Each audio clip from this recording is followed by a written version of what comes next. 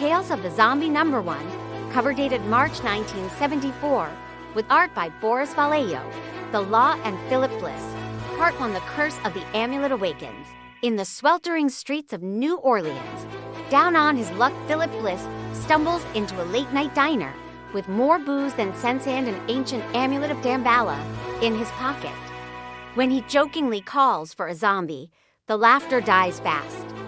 Across the Caribbean, Simon Garth, the undead servant of voodoo, rises once more.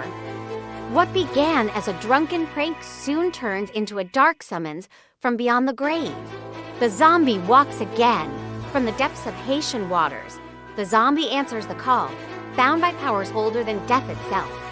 As Bliss unknowingly awakens a force he cannot control, a sinister path begins to form between man and monster.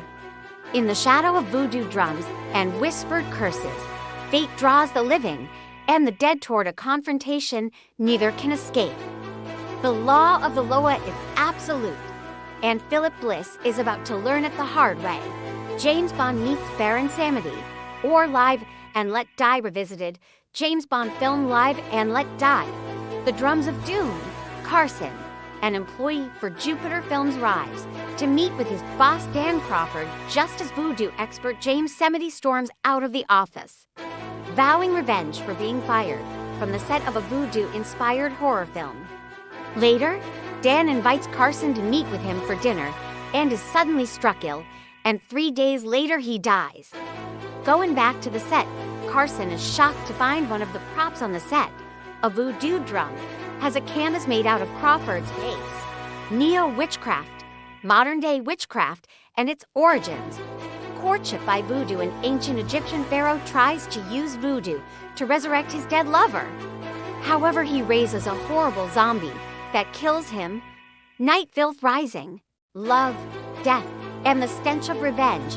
When vandals disturb a cemetery, they awaken Paula, man once betrayed, murdered, and now risen from the grave. In life, he loved Beth. In death, he learns she's the witch who brought him back for her own vengeance. As Paul's decaying body moves through the wreckage of passion and guilt, justice comes in the foulest form imaginable, where love curdles, graves open, and no soul leaves clean. For Daughters of Satan, 1882.